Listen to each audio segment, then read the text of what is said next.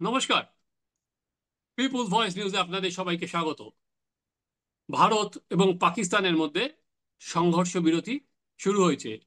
গতকাল এই সংঘর্ষ বিরতি শুরু হওয়ার পরেও কিন্তু আমরা দেখেছি পাকিস্তানের দিক থেকে এই সংঘর্ষ বিরতি লঙ্ঘন করা হয়েছিল। তারপরে ভারতও প্রত্যুত্তর দিয়েছে, কিন্তু রাতের পর কিন্তু এখনো পর্যন্ত কোনো রকম গোলাগুলির আওয়াজ শোনা যায়নি।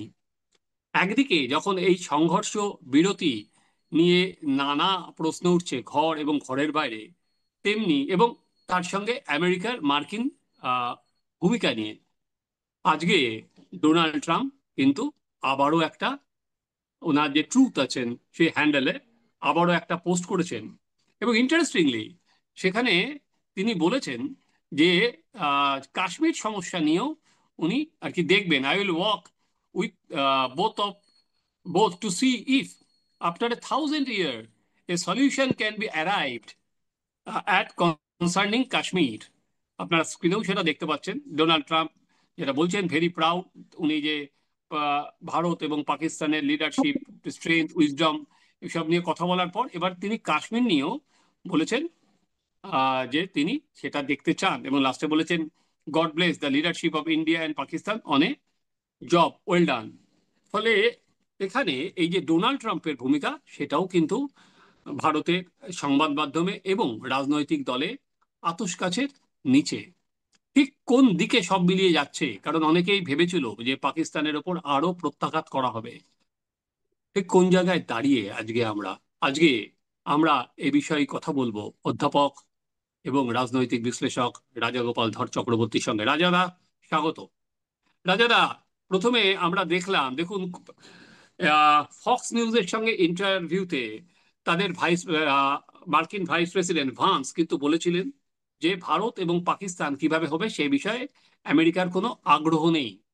হ্যাঁ, সেটা যেন ডিএসকালেট না করে, বেশি না বাড়ে, সেটা সেটা দুজনেরই দেখা উচিত, যেহেতু দুজনেই পরমাণু শক্তিধর রাষ্ট্র, তার বেশি কোনো তাদের আগ্রহ নেই। কিন্তু তারপর একদিনের মধ্যে তারা তাদের অবস্থান বদলে এই ভান্সই কিন্তু ফোন করেছেন নরেন্দ্র মোদীকে, তিনি ফোন করেছেন মুনিরকে, এবং তারপরে আমেরিকা বলছে যে তারা এখানে একটা রোল নিয়েছে। আপনি পুরো পরিস্থিতিটাকে কিভাবে দেখছেন রাজাদা? হ্যাঁ, দেখুন, ট্রাম্প যে 1000 বছর বলছে কাশ্মীর সমস্যা, তো আমার মনে হয় উনি 1000 বছর ব্যাপারটা বোঝেন না। কাশ্মীর সমস্যা পাকিস্তান হওয়ার পরই এসেছে। কাশ্মীর হুম। সমস্যা 1000 বছরের পুরনো নয়। হ্যাঁ, এটা কোনো 1000 বছরের ধর্মযুদ্ধ কোন কোন ইতিহাস উনি টানছেন আমি জানি না। যাই হোক, ভারতকে 51তম আমেরিকা রাজ্য বলে ঘোষণা রাজ্য হিসেবে দাবি করছে কিনা জানি না, পাকিস্তানকে হুম। করছে কিনা জানি না। যাই হোক, উনি তো কানাডাকে হ্যাঁ, উনি তো বলেছিলেন। বলেছিলেন গাজাটাও নিয়ে নেবেন। হ্যাঁ, উনি গাজাটাও কানাডা নিয়ে নিতে নেবেন, চাইছিলেন, কানাডা উনি বলছিলেন গাজা দখল কানাডা করে নেবেন। গ্রিনল্যান্ডটাও নিয়ে নেবেন। হ্যাঁ। তার ফলে হ্যাঁ। ওনার যে ভূমিকা, উনি যে কি চান সেটা উনি ঠিক করুন। কিন্তু উনি যদি খবরদারি করতে চান একটা স্বাধীন সার্বভৌম দেশের উপরে, সেটা কিন্তু সেই দেশের বিপজ্জনক হতে পারে। দেখুন, ভারতবর্ষের যে স্ট্যান্ড ছিল এতকাল, যারা এখন শাসনে আছে তাদের চিরকালের স্ট্যান্ড ছিল যে আহ, সিমলা চুক্তি একটা আহ, মানে সিমলা চুক্তি অত্যন্ত একটা গভীর কাজ হয়েছে দেশের সম্মানের পক্ষে। আমরা প্রায় 1 লক্ষ প্রিজনার্স অফ ওয়ারকে আমরা ছেড়ে দিয়েছি। পিওকে আমরা নেবার সুযোগ ছিল, নিইনি, ইত্যাদি আমরা বলেছি। তো এবং হ্যাঁ, লাইন অফ কন্ট্রোল আমরা সেটা বলেছি। কিন্তু এখন দেখা যাচ্ছে যখনই পিওকে কারার মতন অবস্থায় ভারত সরকারের, ভারতের সেনাবাহিনী এসেছে, কেননা যে ধরনের খবর ভারত সরকারের তরফ থেকে দেওয়া হয়েছিল, মনে হচ্ছে ভারত কিন্তু অনেকটা অ্যাডভান্স ছিল। তারপরে যদি যুদ্ধবিরতি হয়ে যায় এবং ভারতের উপর ভরসা করে অনেকটা এগোচ্ছিল, আমরা দেখেছি বালুচিস্তান, এখানকার লিবারেশন ফ্রন্ট, তারা এগিয়ে চলেছিল। হুম। এবং স্বাধীনতা হয়তো সময়ের অপেক্ষা, এটা আমরা অনেকেই ভাবছি। Balochistan liberation army, Balochistan liberation front দুটোই কিন্তু আমেরিকার কাছে টেররিস্ট অর্গানাইজেশন, ভারতের কাছে নয়। এবং আমেরিকার স্বার্থ সেখানে থাকতে পারে। তো বালুচ লিবারেশন আর্মি বা বালুচ লিবারেশন ফ্রন্ট আমেরিকার কি ক্ষতি করেছে জানি না, চীনের অনেক কিন্তু কোলেটারাল ড্যামেজ তারা করেছে। এবং ওরা এও ঘোষণা করেছিল যে ভারতে তাদের অস্থায়ী সরকার গড়বে এবং ভারত সরকারের অনুমতি তারা চেয়েছে। আমাদের কাছে এই হঠাৎ সিদ্ধান্তটা মনে হয়েছে যে ভারত সরকার বুঝি তার নিজের পরাক্রমটাকে দেখাতে পারলো না, তার ফলে বালুচিরা বিপদে পড়বে। এবং আজকে সকালে তো খবর এলো শেখ হাসিনার আওয়ামী লীগ নাকি ব্যান করে দেওয়া হয়েছে। হ্যাঁ, কালকেই করে দিয়েছে। হ্যাঁ সেই তার মানে বোঝাই যাচ্ছে যে ব্যান কেন হলো। তো সাহস তো পেয়েছে, সাহস পেয়েছে বলেই যে দেখছে যে ভারত যুদ্ধবিরতি করেছে, ভারতের আর এগিয়ে যাওয়ার ইচ্ছে নেই বা বাসনা নেই বা ক্ষমতাও নেই, এটা হতো না। পাকিস্তান তো গুজব চারিদিকে ছড়াচ্ছে যে ভারত বুঝি অনেকটাই ব্যাকফুটে আছে, ভারতের নাকি বেশ কয়েকটা রাফায়েল বিমান তারা ভেঙেছে। রয়টার্স এই কথা বলছে, গার্ডিয়ান এই কথা বলছে। আমার হ্যাঁ, কাছে সেই বিদেশ যেগুলো থেকে বিদেশি বিদেশি যেগুলো গণমাধ্যম, সেখানে কিন্তু আমেরিকা, এই কি বলে, পাকিস্তান তাদের স্টোরি অনেকভাবে প্ল্যান করাতে পেরেছে যত না ভারত পেরেছে। হ্যাঁ এক্স্যাক্টলি, পাকিস্তানের যে inter services public relations ISPR, তারা কিন্তু নানান জায়গায় যেতে পেরেছে। এবং আমাকে আমার বিদেশি বহু বন্ধু ফোন করছে, জানাচ্ছে এটা কি যে তোমাদের রাফেল ভেঙে দিয়েছে। এরকম ছবি শুদ্ধ পাঠাচ্ছে জানেন। মনে হুম। হচ্ছে যেন সত্যি সত্যিকারের ঘটনা, এগুলো সবই তৈরি করা যায়। যাই হোক। পুরোটাই ফেব্রিকেটেড। প্রতিরক্ষা মন্ত্রী সমস্ত আল জাজিরা, স্কাই, সিএনএন সমস্ত চ্যানেলে কিন্তু ইন্টারভিউ দিয়েছে। সেই জায়গায় ভারতের আমি কিন্তু কাউকে দেখিনি, কোনো মন্ত্রী পর্যায়ের কেউ, যে এটাও তো একটা জায়গা, এটাও তো একটা যুদ্ধ, মিডিয়ার যুদ্ধ, হ্যাঁ হ্যাঁ আন্তর্জাতিক। নিশ্চয়ই। সেখানে কিন্তু এবং ভারতকে আমি দেখিনি এতটা অ্যাক্টিভ রোল, একেবারেই দেখিনি। তার ফলে কি হলো, যুদ্ধ দেখুন, যুদ্ধ মানেই একটা গুজবের যুদ্ধ। হ্যাঁ, যে গুজবটা এগিয়ে থাকে সেও অনেকটা এগিয়ে থাকে। হুম।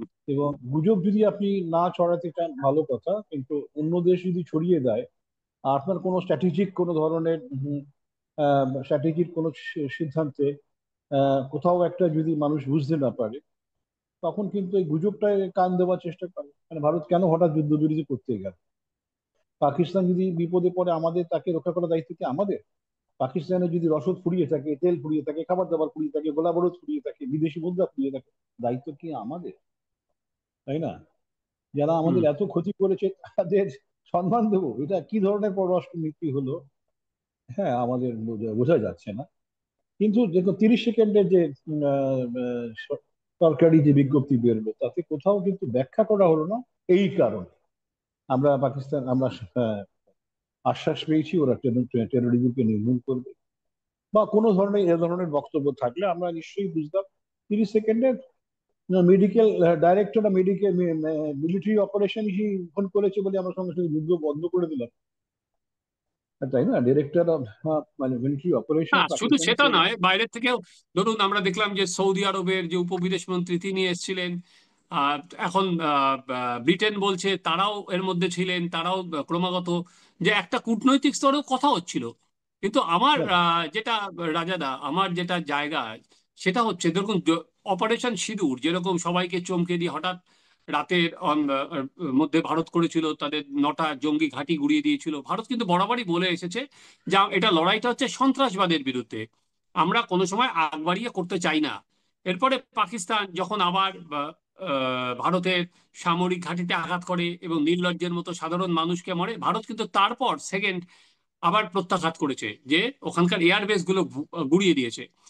কিন্তু ভারতের যা স্ট্যান্ড, ধরুন আমি যদি ডোনাল্ড ট্রাম্পটাকে আলাদা রাখি, যে ডোনাল্ড ট্রাম্প আগে বলে নিজের কৃতিত্ব নেন, উনি সব কিছুতে নিজের কৃতিত্বটা দাবি করতে ভালোবাসেন। তো তা ছাড়া ওইটাকে বাদ দিয়ে যদি আপনি দেখেন, সেক্ষেত্রে ভারত যে আজকে সন্ত্রাসবাদটাকে আর কি কোমরে মারতে পেরেছে সজোরে, সে বিষয়ে কি আপনার কোনো রকম সন্দেহ আছে? বা পাকিস্তানকে সেই জায়গায় অন্তত না তোমরা করলে দেখুন, এবারে দেখুন ফয়সালা পাই, এই উত্তর পাবে? দেখুন আমার সন্দেহের উপর নির্ভর করে না অরূপদা। দেখুন, আপনাকে তো দেশের সেনাবাহিনীতে সাধারণ দেশের মানুষই সেই দেশের সেনাবাহিনীতে থাকেন। দেশের করের পয়সায় দেশের সেনাবাহিনী চলে। এখন দেশের সহনাগরিকদের উপরে অকথ্য মানে নির্লজ্জ আক্রমণের প্রতিবাদী অপারেশন সিন্দুর হয়েছে। তারপরে যদি হঠাৎ বন্ধ করে দেওয়া হয়, তার কারণটা কি তো মানুষের জানার অধিকার থাকে, হুম। তাই না? কেন যুদ্ধবিরতি, এই যদি একটা ব্যাখ্যা যদি না থাকে, তাহলে মানুষ তো গুজবে কান দেবেই। এটা কেউ আটকাতে পারবে? কেউ পারবে না। আমি যতই দেশপ্রেমী হুম। হই না কেন, হ্যাঁ, আমার যদি আমার যদি বিচার ব্যবস্থাকে বা আমার বিচার বুদ্ধিকে কাজে লাগাতে হয়, তাহলে তো আমার তো সন্দেহ লাগবেই। কি হলো, এগিয়ে থেকে কেউ এভাবে পিছিয়ে আসে? এটা এবং যারা পরাক্রমশালী বলে যে নিজেদেরকে গর্ব করে বা যেটুকুন জানানো হচ্ছে তাদের তো কিছু, এটা কথা নয় না। সুতরাং আমেরিকার চাপ হলে কি শেষ ব্যাখ্যা করা উচিত। আমেরিকা আমাদের এই জিনিসটা দেবে বলছে, বা আমেরিকা কি কি বিশ্বাসযোগ্য? বা পাকিস্তান দেখুন, পাকিস্তানও কি বিশ্বাসযোগ্য? সে তারপরেও তো আবার যুদ্ধবিরতির পরেও না, তো বলা বলি। পাকিস্তানকে তো বিশ্বাস করার কোনো জায়গাই নেই, বারবার করে তো বিশ্বাস করা হয়েছিল। তাহলে আপনার লাহোরের বাদযাত্রা হয়েছিল, হ্যাঁ, তারপরে কার্গিল হয়েছিল, একাধিকবার তো আমরা দেখেছি। তাহলে আহ তাহলে আমরা করলাম কেন? আমার প্রশ্নটা হচ্ছে সেটাই, যে হ্যাঁ, যদি এখানে সৌদি আরবের কেউ এসে থাকেন বা আমেরিকার কেউ এসে থাকে বা ব্রিটেনের কেউ এসে থাকে, আমরা তো চিরকাল বলেছি আমাদের দুই দেশের ব্যাপারটা আমরা নিজেরাই সৃষ্টি করি। তাহলে তাদের কথা আমরা শুনছি কেন? এই প্রশ্নটাও তো কিন্তু পররাষ্ট্রনীতির কোনো ব্যর্থতা কিনা আমি জানি না। সুতরাং দেখুন, যে জায়গায় কালকে কিন্তু রাজা, গেছে। একটা আপনাকে এখানে আমি একটা প্রশ্ন জিজ্ঞেস করতে চাই। সেটা আপনি দেখবেন যে এই মার্কিন রোল, সেটা কিন্তু পাকিস্তান গর্বের সঙ্গে স্বীকার করছে। মিস্টার শরীফ যে এক্স হ্যান্ডেলে যে পোস্ট করেছেন, সেখানে আর কি ট্রাম্পের ভূমিকা এবং আমেরিকার ভূমিকার প্রশংসা করেছেন, কিন্তু এখনো পর্যন্ত ভারতের তরফে কিন্তু কোনো সময় মার্কিন রোলের কোনো প্রশংসা করা হয়নি কারোর টুইটেই। বরঞ্চ তারা বলছেন যে পাকিস্তানের সঙ্গে কথা বলার পরই তারা এই সিদ্ধান্ত নিয়েছেন। আপনি কিন্তু লক্ষ্য করবেন, এখনো কিন্তু ভারত কোনো সময় বলেনি যে মার্কিন রোলের ফলে এটা হয়েছে। না না, ঠিক আছে, আমি ধরেছি ভারত মার্কিনের পেছনে পড়েন, কিন্তু পাকিস্তানের কথায় বিশ্বাস করলাম কেন? এটা তো জবাব দিতে হবে, তাই না? পাকিস্তান কি করেছে যে আমরা বিশ্বাস করলাম? এটা এটা এটা তো ভালো জানা যায়, আমরা আশ্বাস পেয়েছি, সেটা যদি বলে হুম। আমরা আশ্বাস পেয়েছি যে ওরা যেটা আর এগোবেন। আমরা আশ্বাস পেয়েছি মাসুদ আজহার বা এলইটি যিনি, যিনি প্রতিষ্ঠাতা, তাকে ওরা গ্রেপ্তার করে আমাদের হাতে দিয়ে দেবে। কি প্রতিশ্রুতি, তাই না? আমরা পাকিস্তানের কথাই বিশ্বাস করতে গেলাম কেন? এটাই। পাকিস্তান কি ভারতের আলাদা আলাদা একটা রাজ্য হতে চলেছে? হ্যাঁ, তাহলে সেটাও তো মানুষের জানার অধিকার আছে, তাই না? আপনি যদি সবকিছু জি। না জানান, তাহলে কিন্তু সরকারের এই যে একটা স্ট্র্যাটেজিক, আমি কিন্তু সব সময় বলছি, একমাত্র লোক যে বলার চেষ্টা করেছি, অপারেশন সিঁদুর উল্লাসের জায়গা নয়। এরপরে সে কোনো সামান্য স্ট্র্যাটেজিক মিস্টেক কিন্তু আপনাকে বিপদে ফেলে। এখন এই হুম। জায়গাটা যেটা ঘটছে, এই যে যুদ্ধবিরতির যে সিদ্ধান্ত, হঠাৎ সিদ্ধান্ত, বা যুদ্ধবিরতি দেশবাসীকে বলানো উচিত ছিল আমাদের তরফে পাকিস্তানের যুদ্ধবিরতি বলছে, আমরা কিন্তু ভাবছি, আমরা সময় নিতে চাই, বা আমরা দুদিন সময় নেব, দুদিন আমরা যুদ্ধবিরতি করে তারপরে যদি দেখা যায় সেই মতন হচ্ছে না, আমরা আবার নাম। কিন্তু এইভাবে যে 30 সেকেন্ডের যুদ্ধবিরতির যে স্টেটমেন্ট এসেছে, এটা অনেক রহস্যের জায়গা তৈরি হয়েছে বলে আমার ধারণা। সুতরাং আমরা যদি মনেও করি বিদেশি চাপে আমরা করিনি, তাহলে আমাদের নিজেদের উপর কি চাপ ছিল? আমাদের কি রসদ ফুরিয়ে গেছে, না আমাদের বেশ কিছু ক্ষয়ক্ষতি হয়েছে? সেই যদি হয়ে থাকে তাহলে তো আমাদের ঠিক আছে, আমরা সেরকম পরাক্রমশালী বোধহয় নই যতটা আমরা ভেবেছিলাম। তাহলে তো কিছু বলার নেই। এই ব্যাখ্যাটা কিন্তু সাধারণ মানুষ কিন্তু নেবার চেষ্টা করবেই। অপারেশন বালাকোট যে ধরনের সুযোগ দিয়েছিল কেন্দ্রের সরকারকে, অপারেশন সিন্দুর যদি ওই জায়গায় থেমে যাওয়া যেত, অনেক সুবিধা দিত, কিন্তু এর তারপরের ঘটনাগুলো কিন্তু বলে দিচ্ছে কিন্তু মারাত্মক বিপজ্জনক জায়গায় রয়ে গেছে সব। যতই তারা দাবি করুক, আমরা কিন্তু মানে নিরপেক্ষ বিশ্লেষণ। আপনি যদি বলেন আপনি দেশপ্রেমী, আমি 100% দেশপ্রেমী। আমি রাষ্ট্রবাদী, আমি 100% রাষ্ট্রবাদী। আপনি যদি বলেন আপনার ব্যথা নেই, আমার চোখের জল, আমার হৃদয়ের ব্যথা। আমি এটাও বাড়িতে বলেছিলাম যে যদি প্রয়োজন হয় দেশের যে কোনো কাজে আমরা, আমাদের যদি ডাকে আমরা যেতে প্রস্তুত। কিন্তু এই ধরনের যখন আচরণ ঘটে, তখন কিন্তু মানুষের একটা ব্যাখ্যা তো আমি হাজারটা ব্যাখ্যা দিতে পারি। হ্যাঁ, পাকিস্তানের রসদ ফুরিয়ে গেছে, ওরা কান্নাকাটি করেছে, হ্যাঁ হ্যাঁ, ওরা বলেছে আর মেরো না, আর মেরো না। হ্যাঁ, তার ফলে আমরা আমরা শান্তির প্রতীক হিসেবে, মহাত্মা গান্ধীর শিষ্য হিসেবে, ভগবান বুদ্ধের শিষ্য হিসেবে আমরা যুদ্ধ থেমে গেছি, ঠিক আছে। কিন্তু ব্যাপারটা তো তা তো নয়। পাকিস্তান সঙ্গে সঙ্গেই আবার জানিয়ে দিয়েছে, হ্যাঁ, জম্মু কাশ্মীরের চিফ মিনিস্টার বলছেন ড্রোন ঘুরে বেড়াচ্ছে, শ্রীলঙ্কার বিস্ফোরণ করছে। হ্যাঁ, গুজরাটের স্বরাষ্ট্রমন্ত্রী তিনিও ড্রোন দেখতে পাচ্ছেন। তাহলে কোথায় তারা পাকিস্তান শুনছে কোথায়, তাই না? এই প্রশ্নগুলো কিন্তু পরব্দ অস্বীকার করার জায়গায় নেই। আমরা যদি হুম। অস্বীকার করি তাহলে হয়তো নেক্সট জেনারেশন আমাদেরকে ক্ষমা করবে। এই প্রশ্নগুলো উত্তর কিন্তু দেওয়া উচিত ছিল। ভারত গণতান্ত্রিক দেশ, ভারত মিলিটারি দ্বারা পরিচালিত নয়। সুতরাং এই হুম। এখনো পর্যন্ত যে ঘটনাটা ঘটে গেল কালকে 5টার পর থেকে, এখনো পর্যন্ত তো প্রায় প্রায় 20 ঘন্টা মতন তো হলো, 20 ঘন্টা না হলো অনেকটাই সময় কেটে গেছে, আমরা কিছুই জানতে পারলাম না। আমেরিকা টুইটে আমরা হ্যাঁ, জানতে আজকে দেখা পারলাম। যাক সেটা প্রেস মিটে তারা বলে কিনা, আজকে ভারত সরকারের না না, তরফে যে দেখুন প্রেস মিট মানে হবে। ব্যাপারটা ঠিক আছে, তাহলে তখন তো মানুষ এটাও ভাবতে পারে যে আফটার থট। হুম।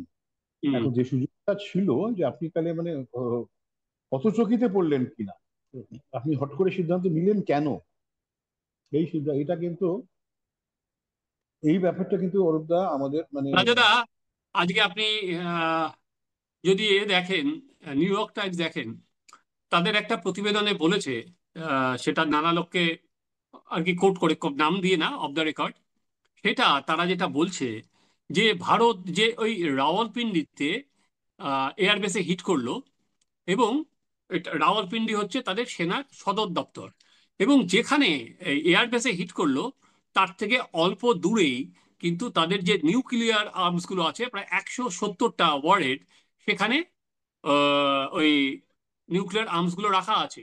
এবং রাওয়ালপিন্ডিতে যেখানে হিট করা হয়েছে ওখান থেকে পুরোটা ফুয়েল ভরা হয়, প্রত্যেকটা ওদের সামরিক বিমানের ফুয়েল যায়। এরপর আপনার হয়তো মনে আছে যে শরীফ যেটা বলেছিলেন যে যে যারা এই নিউক্লিয়ার কমিটিতে আছে তাদের একটা মিটিং ডাকা হয়েছে, যদিও পরবর্তীকালে প্রতিরক্ষা মন্ত্রী সেটা অস্বীকার করেছে। এই জায়গা থেকে বলা হচ্ছে যে ভান্স বা এরা মনে করেছে যে এটা কোনো পরমাণু যুদ্ধের দিকে পাকিস্তান এগিয়ে নিয়ে যেতে চায়, অ্যাজ নিউ ইয়র্ক টাইমসের রিপোর্ট।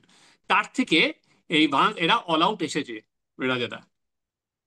হ্যাঁ, এই একটা পসিবিলিটি দেখুন, যেটা হচ্ছে যে আহ, পাকিস্তান নিশ্চয়ই হয়ে যায় জানিয়েছে, এটা বলুন পাকিস্তান একটা নিউক্লিয়ারের মানে নিউক্লিয়ার যুদ্ধের হ্যাঁ একটা সম্ভাবনা তৈরি করেছে পাকিস্তান। আমরা চাই না বিশ্ব অশান্ত হোক, এটা বলতে তো অসুবিধা কিছু নেই। পাকিস্তান নিশ্চয়ই বলেছে আমেরিকার কাছে আমরা ওইটাই নিজে। ওইটাই ওইটাই, হ্যাঁ, ওই হুম। রিপোর্ট কিন্তু সে এই কথাটাই ব্যাখ্যাটা বলছে। আমি কালকে কোন একটা টেলিভিশন চ্যানেলকে এই ব্যাখ্যা দিয়েছিল, একটাই ব্যাখ্যা হতে পারে যে পাকিস্তান নিউক্লিয়ারের কথা বলেছে বলেই আমেরিকা হয়তো বলেছে, কিন্তু এটা বলতে অসুবিধাটা কোথায়?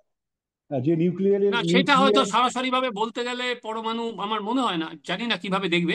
না, দেখুন কিন্তু আজকে নিউক্লিয়ার যে কিন্তু দেশ, হ্যাঁ। দেখুন যে দেশ নিউক্লিয়ারের ভয় দেখায় তাকে তার ব্যবসা উন্নত উন্নত করবো বলে যদি ট্রাম্প বলে থাকে, তাহলে তো ট্রাম্প তো মানে ব্ল্যাকমেইল হবার হয়ে যাবার লোক, তাই না? হুম। ব্ল্যাকমেইল হচ্ছে, তাহলে সেটা হুম। কি সঠিক হবে? আবার তো দুদিন পরে বলবে আমি আমার নিউক্লিয়ার, তাই না?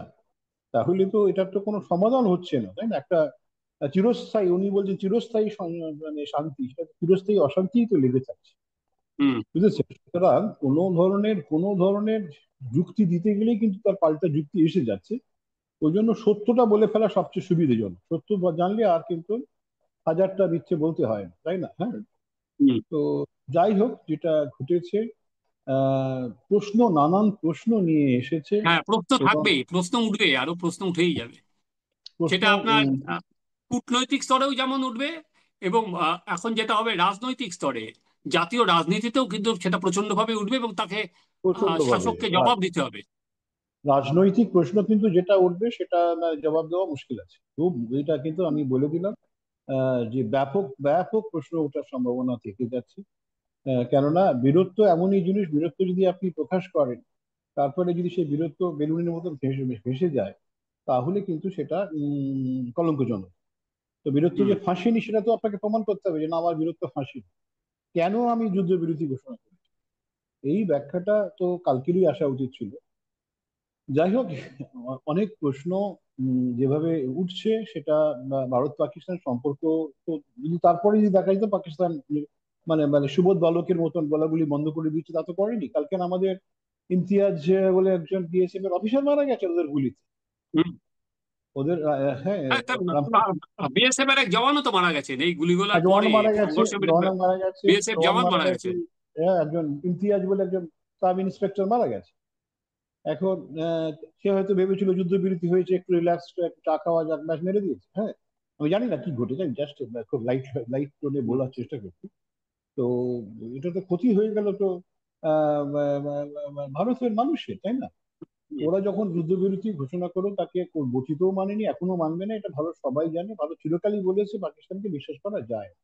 তা সত্ত্বেও একটা মিলিটারি জেনারেলের বাই ডাইরেক্টর জেনারেল মিলিটারি অপারেশনের, হ্যাঁ, ডিজিএমও, তার ফোন থেকেই সবকিছু নীরব হয়ে গেল। এইটা কিন্তু মানে যথেষ্ট আশ্চর্য আশ্চর্য ব্যাপার সৃষ্টি করেছে। এবং একেবারেই টুইটে তাই টুইট, রাজাদা।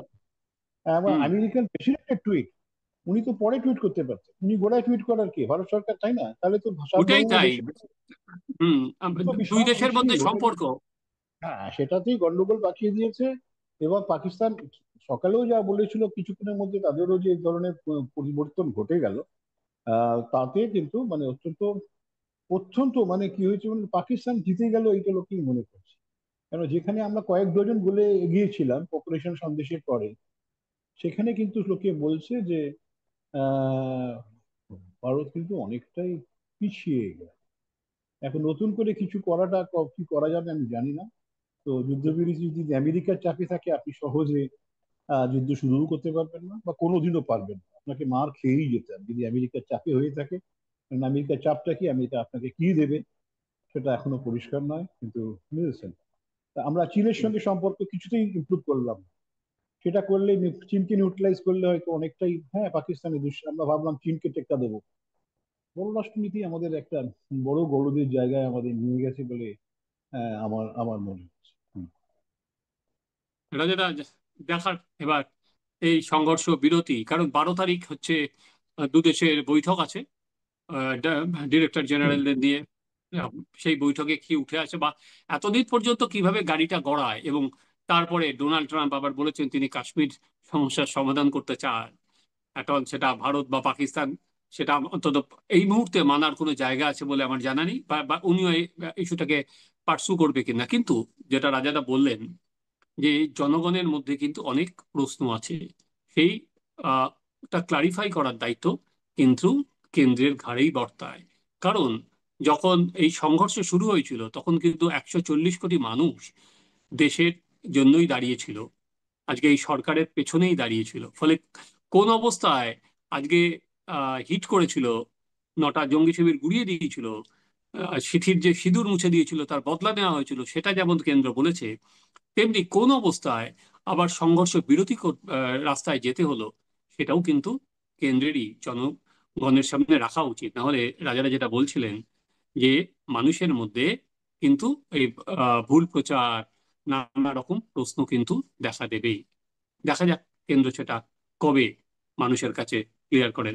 রাজারা, অসংখ্য ধন্যবাদ। আপনারাও দেখতে থাকুন আমাদের চ্যানেল, আমাদের চ্যানেল সাবস্ক্রাইব করুন, আপনাদের মতামত জানান।